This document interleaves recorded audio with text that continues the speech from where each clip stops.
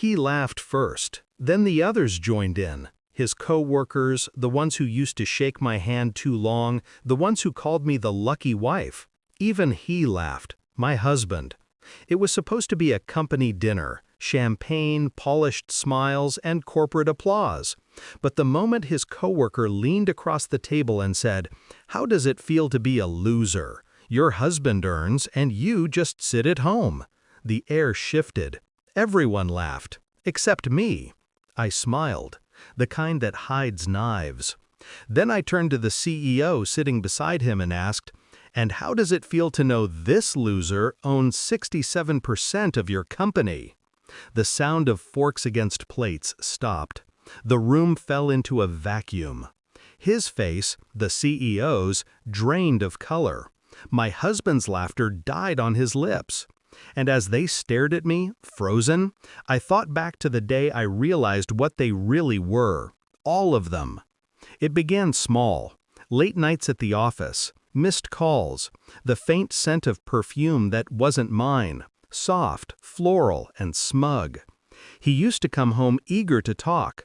Then he started checking his phone before even saying hello.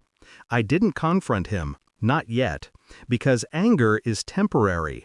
But humiliation, that leaves fingerprints. So I listened, I observed, I smiled when he lied, I memorized the cracks. And then I met her, the woman he thought I'd never notice, a coworker, pretty in a predictable way, always laughed too loud when he spoke. She had a habit of touching his arm mid-sentence, ownership disguised as friendliness. The night I saw the message on his phone, I didn't cry. I took a picture, then another, of the hotel booking, the dinner receipts, the private email chain that started with, "You understand me better than she ever did." She didn't, but she would.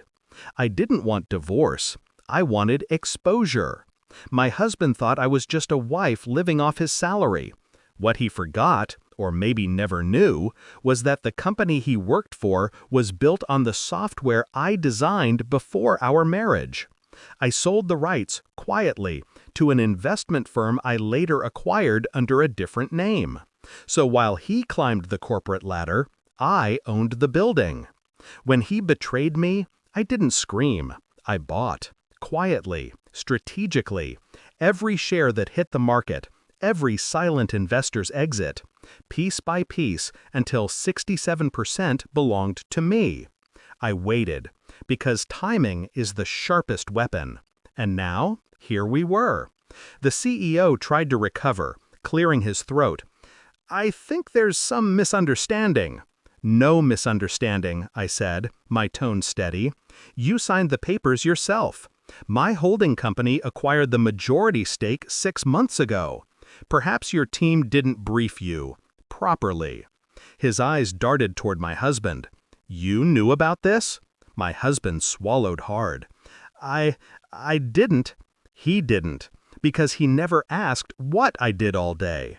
I looked at him then, the man who used to call me his better half, though he never treated me like it. His hand trembled as he reached for his glass. He couldn't meet my eyes. The same coworkers who had laughed earlier now stared in silence, the same laughter choking in their throats.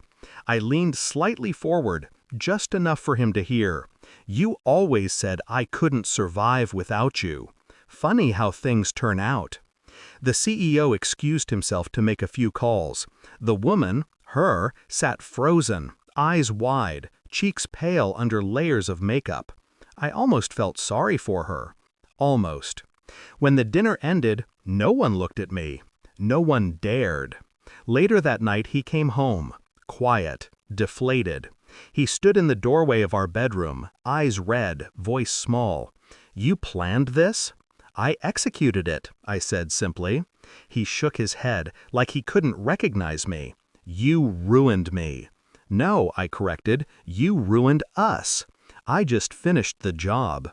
Silence. Then he whispered, "Was it worth it?" I looked at him for a long time. The man I once loved. The man who mistook my silence for weakness. "Yes," I said, "because now, when they laugh, It's at you.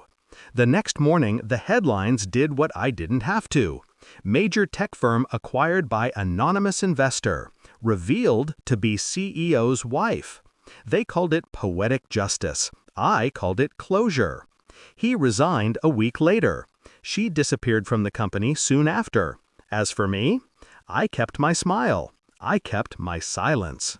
Because real power doesn't need to announce itself. I sometimes think back to that dinner, the way the room froze, the way his laughter died. That moment was my reckoning. He found out who took his place, and it wasn't another man. It was me, the woman he underestimated, the loser who built his throne and then quietly took it back. And the best part? I never raised my voice. I just let the truth do the talking.